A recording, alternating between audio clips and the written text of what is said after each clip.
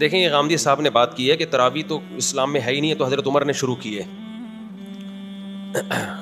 حضرت عمر نے تراویح شروع کی ہے، جس طرح سے شروع کی اس سے پہلے ہمیں ابو بکر کے دور میں یہ نہیں ملتی. اور نبی صلی اللہ علیہ وسلم نے بھی ختم کی ہے تراویح، 3 دن پڑھائی، اس کے بعد آپ نے کہا کہ یہ فرض نہ ہو جائے. حضرت عمر نے شروع کی. یہیں سے ہمارا بھی اہل حدیث سے اختلاف بھی اسی بیس پہ شروع ہوتا ہے. ہم یہ کہتے ہیں کہ اگر آپ نے تراویح کو ماننا ہے حدیث کی روشنی میں، تو حدیث میں تراویح کا ثبوت نہیں ہے بلکہ تراویح کی نفی ہے. 3 دن پڑھ کے آپ صلی اللہ علیہ وسلم نے اس کو کیا کر دیا؟ ختم. تو آپ بھی ختم کریں.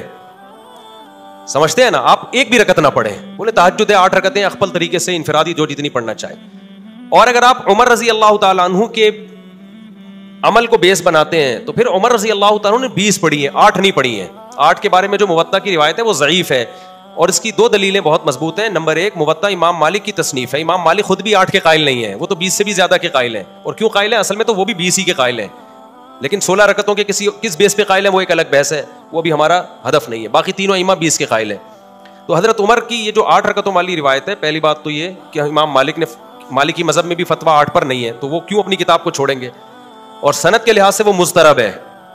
اس کا اضطراب کیا ہے؟ جو سند مضطرب ہوتی ہے نا، اگرچہ وہ راوی ثقہ بھی ہوں، لیکن مضطرب سند راوی کا اضطراب ہے نا، وہ ایک بیان پہ ٹکتا نہیں ہے، تو اضطراب کی بیس پہ بھی حدیث ضعیف ہوتی ہے. لہذا بہت سارے محدثین نے اس کو مضطرب کہہ کے اس حدیث کو رد کر دیا ہے. اور تیسری زبردست دلیل یہ ہے کہ اگر حضرت عمر نے 8 شروع کی ہوتی، صحابہ تابعین میں ہمیں کسی رمضان میں 8 رکعت کوئی پڑھتا ہوا تو نظر آتا ہے نا؟ کوئی ایک ضعیف روایت بھی نہیں ہے. بصرہ میں، کوفہ میں، دمشق میں، شام میں، ملیشیا میں، کہیں بھی اس دور میں کسی صحابی یا تابعین نے 8 رکعتیں پڑھی ہوں. 16، 20، 24 اتنی ملتی ہیں ہمیں. 16 کم سے کم 16 ملتی ہیں، ورنہ زیادہ میجورٹی تو 20 پڑھتی ہے. وجہ کیا ہے؟ ان سب نے اس میں کس کو فالو کیا؟ جب تراویح انہوں نے حضرت عمر سے لی ہے تو رکعتیں بھی کس سے لی؟ حضرت عمر سے لی ہیں انہوں نے. تو امام شافعی جو انہوں نے کہا میں نے اہل مکہ کو 20 رکعتیں پڑھتے ہوئے پایا، امام ابو حنیفہ نے اہل کوفہ کو، جو صحابہ تابعین سے جو نمازیں منقول ہو کے آئی نا، صحابہ سے بھی ہمیں تابعین سے بھی یہی ملتی ہیں 20 رکعتیں.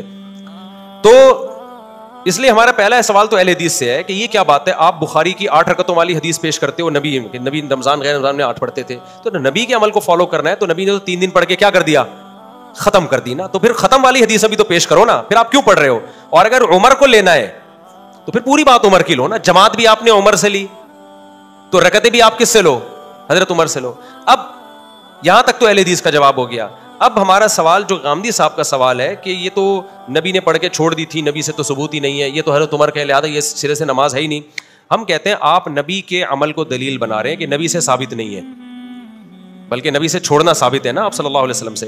تو نبی کے عمل کو اگر آپ دلیل بنا رہے ہو تو نبی کے قول کو کیوں دلیل نہیں بنا رہے؟ علیکم بسنتی وسنت الخلفاء الراشدین المہدیین، میری اور خلفاء راشدین کی سنت کو فالو کرو.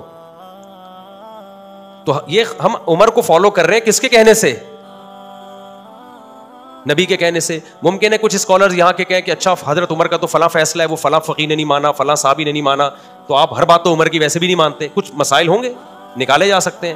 ہم کہہ رہے ہیں یہ وہ مسئلہ ہے، حضرت عمر کی اس بات کو تمام صحابہ نے مانا، عثمان نے، علی نے، عبداللہ بن مسعود نے، حضرت عائشہ نے، پوری دنیا میں مشرق مغرب شمال جنوب تراویح کا انعقاد کیا ہو گیا؟ شروع ہو گیا، اور تواتر کے ساتھ آج تک چلا آ رہا ہے. حتیٰ کہ حرمین میں پچھلے سال 10 رکعتیں ہوئی ہیں، اس سے پہلے 1400 سال میں کوئی نہیں دکھا سکتا 20 رکعت سے 1 رکعت کم ہوئی ہو. اب یا تو حضرت عمر نے کوئی نئی چیز گڑھی ہے، غلطی ہوئی ہے ان سے، غلطی ہوئی ہوتی صحابہ اسی وقت آپ کو ٹوک دیتے، نہیں ٹوکا. یہ اس کی علامت ہے کہ حضرت عمر نے بدعت کا آغاز نہیں کیا، بلکہ حضرت عمر نے پیغمبر کے عمل کو زندہ کیا ہے. جو عمل ختم ہو چکا تھا، بالکلیہ ختم نہیں ہوا تھا، جماعت کا عمل ختم ہو گیا تھا، اور جماعت کا عمل بھی بالکلیہ ختم نہیں ہوا تھا، ایک امام کے پیچھے نماز کا عمل ختم ہو گیا تھا. ہوا یہ ہے کہ نبی صلی اللہ علیہ وسلم نے جب 3 دن تراویح پڑھائی ہے نا، تو آپ صلی اللہ علیہ وسلم نے فرمایا کہ تم پہ فرض نہ ہو جائے، تو آپ نے خود آنا چھوڑ دیا. صحابہ سمجھ گئے کہ نبی چاہتے ہیں کہ یہ نماز ہم پڑھیں، لیکن فرضیت کے خوف سے آپ نے کیا کر دیا؟ ختم. لہذا صحابہ نے اس کو زندہ رکھا. مسجدوں میں صحابہ آتے، ابو بکر کے دور میں تراویح ہوتی تھی، عشاء کے بعد لوگ مختلف قاریوں کے پیچھے جماعت کی نماز سے قرآن سنتے تھے، ان کے پیچھے اتنی لمبی لمبی نمازیں ہوتی تھیں کہ سحری کے وقت میں جا کے ختم ہوتی تھی، عشاء کے بعد شروع ہوتی تھی. حضرت عمر جب آئے، حضرت عمر نے دیکھا کہ انہوں نے فرمایا کہ تم نے تو قرآن کو ٹکڑے ٹکڑے بنا لیا ہے، ایک مسجد میں اتنی جماعتیں کیوں ہو رہی ہیں؟ حضرت عمر نے یہ نہیں کہا کہ تم نے یہ بدعت کہاں سے ایجاد کی، دیکھو رمضان کے علاوہ اگر یہ مسجد نبی میں عمل ہوتا, حضرت عمر اس کو باقی رکھتے؟ حضرت عمر کہتے بھائی نفل نمازیں انفرادی پڑھو نا, یہ اتنی جماعتیں کیوں ہو رہی ہیں؟ عشاء کی جماعت ہو گئی, اپنے اپنے گھروں میں جاؤ, تہجد پڑھنی ہے انفرادی پڑھو. حضرت عمر کو اس پہ اشکال نہیں تھا اتنی جماعتیں کیوں ہو رہی ہیں. سمجھتے ہو کہ نہیں سمجھتے؟ اس کا مطلب حضرت عمر جانتے تھے کہ رمضان میں نبی سے یہ سب کیا ہے, ثابت ہے. اور حضرت عمر یہ بھی جانتے تھے کہ یہ جو اہل حدیث حضرات حدیث پیش کرتے ہیں کہ نبی رمضان غیر رمضان میں 8 رکعت پڑھتے تھے, یہ اس موقع کی نہیں ہے, کیونکہ وہ انفرادی پڑھتے تھے, جماعت سے نہیں پڑھتے تھے. اگر وہ اس حدیث کو حضرت عمر فالو کرتے تو ان سے کہتے نبی نے 8 پڑھی ہیں, انفرادی پڑھی ہیں, تم بھی 8 پڑھو اور انفرادی پڑھو, انڈیویجولی پڑھو, جماعت کی تم کو اجازت نہیں ہے. حضرت عمر نے اس حدیث سے استدلال کیا جو نبی نے 3 دن پڑھی ہے. وہ والی نہیں تھی جو بخاری کے 8 رکعت, وہ کتنی رکعتیں تھیں اس کے بارے میں ایک ضعیف روایت ہے 20 رکعتیں, لیکن حضرت عمر سے اس روایت کی تائید ہوتی ہے کہ وہ 20 ہی تھیں. تو اب کیا ہے کہ حضرت عمر نے ان سب کو کہا کہ تم لوگ انفرادی طور پر نمازیں پڑھ رہے ہو, ایک امام کے پیچھے میں تمہیں جمع کروں گا. تو حضرت عمر نے کہا کہ مسجد میں امام کون ہوگا؟ ایک. وہ کتنی شروع کروائیں؟ ایک روایت میں 8 ہے, دوسری میں 20 ہے. 20 والی روایت کو صحابہ نے بھی لیا, چاروں اماموں نے بھی لیا. 8 رکعت والی روایت کو صدیوں تک کسی نے لفٹ نہیں کرائی, صدیوں تک. پوری روئے زمین پر نہیں ہوتی تھی, پوری. علامہ شامی نے 150-200 سال پہلے لکھے پوری روئے زمین پر 20 رکعت سے کم 1 رکعت بھی تراویح نہیں ہو رہی. اس کے بعد اہل حدیث نے کیا کہا, کتنی ہوتی ہیں؟ 8.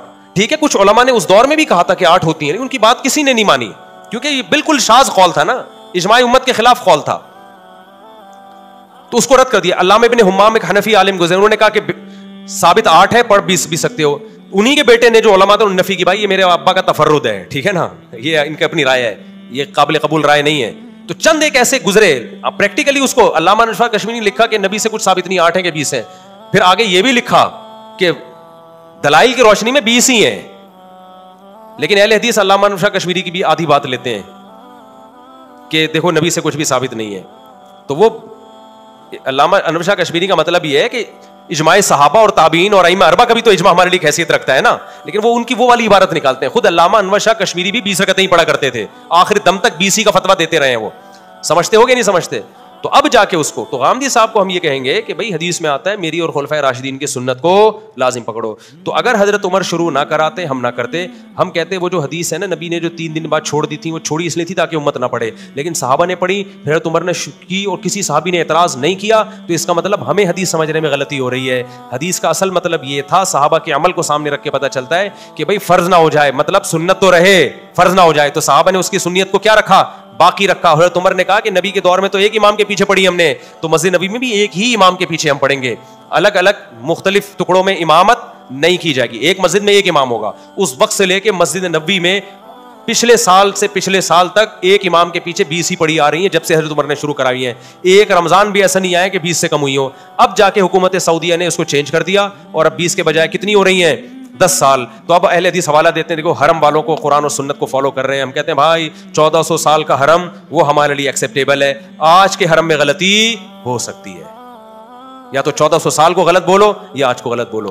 سمجھتا نہیں ہے نا بات کو, جب نہیں پڑھے گا رات کو تو نہیں سمجھے گا بات کو. تو غامدی صاحب تو تراویح کی شریح سے منکر ہے. اور کمال کی بات, ایک تراویح کے بارے میں ایک بڑی خاندانی بات میں اکثر یہ بھی کرتا ہوں, جس کو ہمارے جو اہل حدیث حضرات ہیں وہ بالکل ہی پی جاتے ہیں. بعض لوگ غلط جواب دیتے ہیں. اسلاف نے اس کو تراویح کا نام دیا ہے, میں نے نہیں دیا. مصنف ابن ابی شیبہ میں روایت ہے کہ جو رمضان میں جماعت کے ساتھ نماز پڑھی جاتی تھی, اسلاف نے اس کو نام کیا دیا, تراویح. تبھی تمام محدثین تراویح کا باب قائم کرتے ہیں, قیام اللیل میں بھی لاتے ہیں, تراویح میں بھی لاتے ہیں الگ سے. کیوں نام دیا یہ بھی حدیثوں میں ہمیں ملتا ہے, مصنف ابن ابی شیبہ, مصنف عبدالرزاق میں, کہ وہ 4 رکعتوں کے بعد تھوڑا آرام کیا کرتے تھے, اسٹے کرتے تھے. اسلاف علماء دیوبند یا بریلوی نہیں, یہ کون تھے؟ اسلاف. جو اہل حدیث اپنے آپ کو سلفی کہتے ہیں نا, تو اسلاف 4 رکعتوں کے بعد کیا کرتے تھے, تھوڑا ریسٹ, پھر 4 رکعتیں. تو 4 رکعتوں کو ترویحہ کہا گیا. کہ کیا کہا گیا؟ ترویحہ. تراویح جمع اقصا ہے, بہت سارے ترویح, اس کو تراویح کی نماز کہا جاتا ہے نا. تو بہت ساری 4 رکعتیں, 8 رکعتیں تو 2-4 رکعتیں ہیں, اس پہ تو جمع کا اطلاق نہیں ہوتا. عربی میں جمع کے لیے کم از کم 3 افراد چاہیے, پلورل کے لیے, پلورل کے لیے. اگر یہ 8 رکعتیں ہوتی تو ترویحتین کہا جاتا اس کو, ترویحتین. تراویح نہیں کہا, تراویح جمع اقصا ہے. دیکھو مساجد جمع اقصا ہے, 2-3 مسجدوں کو نہیں, بہت ساری مسجدوں کو کہا جاتا ہے. اس کا مطلب اسلاف ایک ترویح نہیں پڑھتے تھے, بہت سارے ترویح تھے, تو اس نماز کو انہوں نے تراویح کہنا شروع کر دیا, بہت سارے ترویح. تو وہ نہ 8 ہے نہ 10 ہیں, 10 میں تو 2 ترویح ہوں گے اور آدھا ترویح 2 پورا ترویہ ہی نہیں ہو رہا وہ تو, ٹھیک ہے نا, اس کا کسی کے پاس جواب نہیں ہے.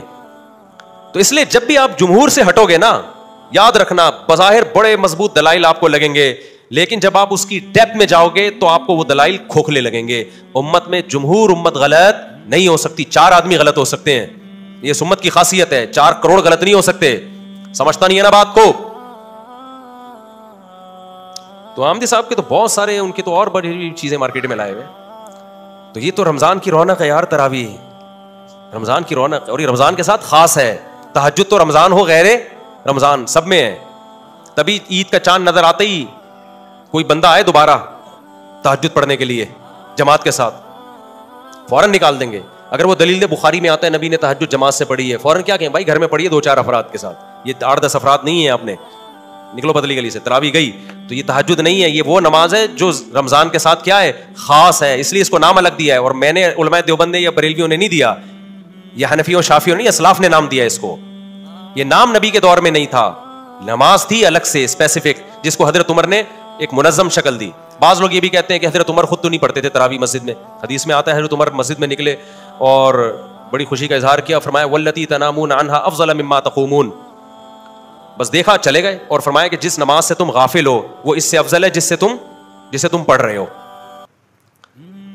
تو ہم کہتے ہیں کہ حضرت عمر خود حافظ قرآن تھے. یہ بھی اجماع ہے کہ جو حافظ قرآن خود قرآن دہرا سکتا ہے اس کے لیے افضل یہی ہے کہ وہ حافظ کے پیچھے پڑھنے کے بجائے اپنی الگ سے نماز پڑھے. اسی پہ حضرت عمر تو حافظ تھے, ان کے لیے تو افضل یہ تھا کہ اپنے گھر میں الگ پڑھے وہ, یا الگ جماعت کرائے اپنے گھر میں. تو ہم تو غیر حافظوں کو کہہ رہے ہیں کہ مسجد میں تمہیں حافظ نہیں ہو تو حافظوں کے پیچھے پڑھ لو. آپ نے حافظوں کو بھی غائب کر دیا اور بالکل ہی آپ نے انکار ہی کر دیا اس کا. دوسری بات یہ کہ اسی حدیث سے پتہ چلتا ہے کہ تہجد الگ ہے, تراویح الگ ہے. تبھی حضرت عمر نے کیا فرمایا, واللتی تنامون عنہا افضل مما تقومون, جس نماز سے تم غافل ہو, جو نماز تم پڑھ رہے ہو تو جس سے تم غافل ہو وہ اس سے بھی زیادہ افضل ہے. کیا مطلب تہجد اس سے بھی زیادہ افضل ہے. اس کا مطلب حضرت عمر تہجد کو تراویح سے کیا کر رہے ہیں, بولو نا, الگ کر رہے ہیں, اور یہ کہتے ہیں کہ تہجد تراویح ایک ہی ہے. تو اس حدیث سے تو پتہ چل رہا ہے کہ تہجد الگ ہے, تراویح الگ. اب یہاں ایک سوال پیدا ہوتا ہے, اتنا تو پتہ چل گیا کہ تہجد افضل ہے, تراویح کیا ہے, بولو کم افضل ہے. تو خوب سمجھ لیں, بعض دفعہ ایک چیز کم افضل ہوتی ہے لیکن اس کی تاکید زیادہ ہوتی ہے, بعض دفعہ ایک چیز افضل ہوتی ہے لیکن اس کی تاکید کیا ہوتی ہے, کم ہوتی ہے. جیسے آپ فجر کی 2 سنتیں پڑھتے ہیں, فجر سے پہلے 2 سنتیں, تاکید اس کی زیادہ ہے, ثواب تہجد کا زیادہ ہے. ظہر سے پہلے 4 سنتیں پڑھتے ہیں, سنت موقدہ ہیں, تہجد سنت موقدہ نہیں ہے, ثواب تہجد کا زیادہ ہے, لیکن تہجد چھوڑ دو قابل ملامت نہیں ہو, سنت موقدہ چھوڑ دو قابل ملامت ہو. ہمیں جس اہتمام سے صحابہ سے تراویح کی جماعت ملتی ہے اور رمضان کے ساتھ, اور نبی صلی اللہ علیہ وسلم کے بار بار آپ کے ارشادات, من قام رمضانہ من صام رمضانہ, جو رمضان میں قیام کرے, رمضان میں روزہ رکھے, قیام رمضان, صیام رمضان, قیام, پتہ چلا وہ قیام جو رمضان, یہ قیام رمضان کے ساتھ خاص ہے. تو صحابہ نے اس کو تراویح ہی کو قرار دیا ہے, اس لیے علماء کہتے ہیں سنت موقدہ ہے.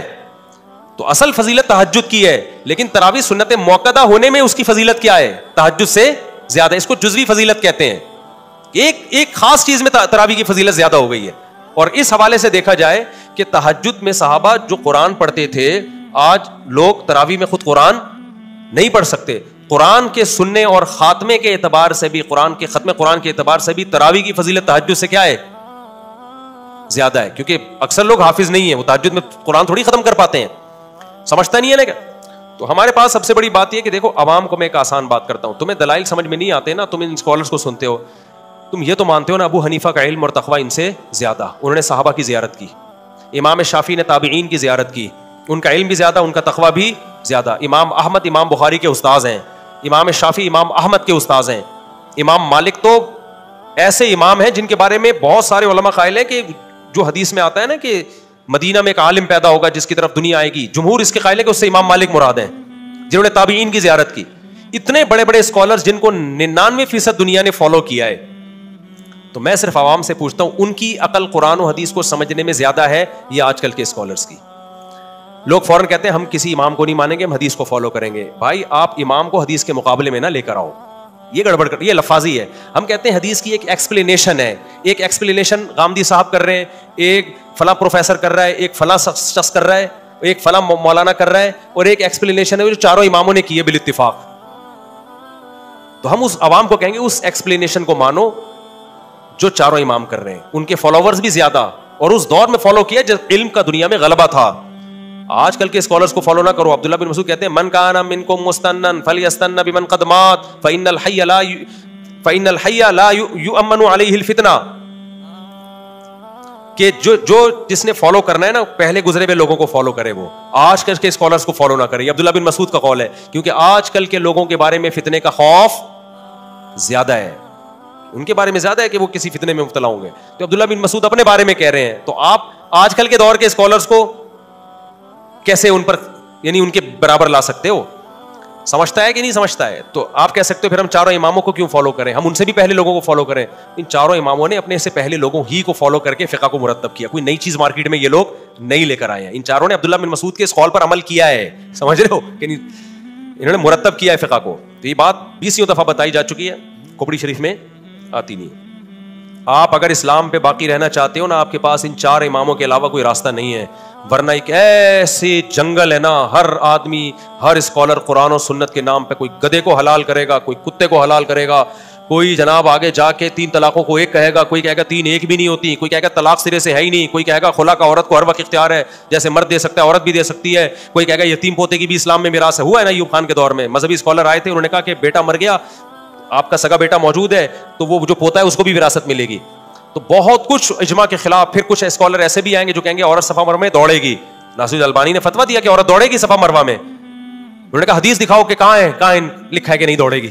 ہم کہتے ہیں چاروں اماموں کا فیصلہ نہیں دوڑے گی, امت اسی پہ آ رہی, کہہ رہے ہیں بھائی 4 امام کیا ہوتے ہیں, حدیث دکھاؤ.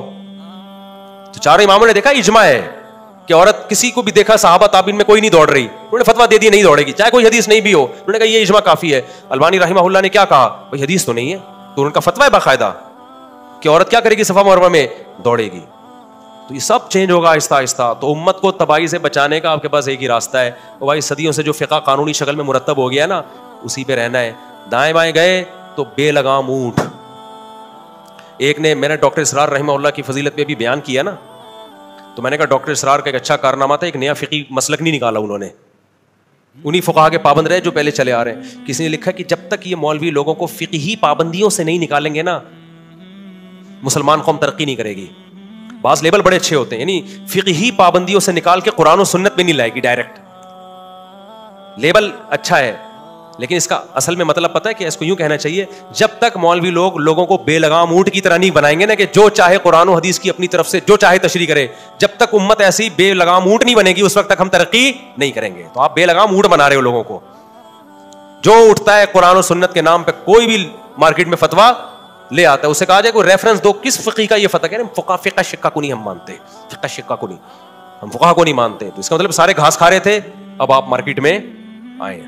تو ایسا نہیں ہوتا میرے بھائی, یہ امت گمراہی پہ حدیث میں آتا ہے جمع نہیں ہوتی, اور ایک دفعہ نہیں صدیوں تک گمراہی پہ جمع ہو گئی. میری کھوپڑی اس بات کو کائنڈلی نہیں مانتی.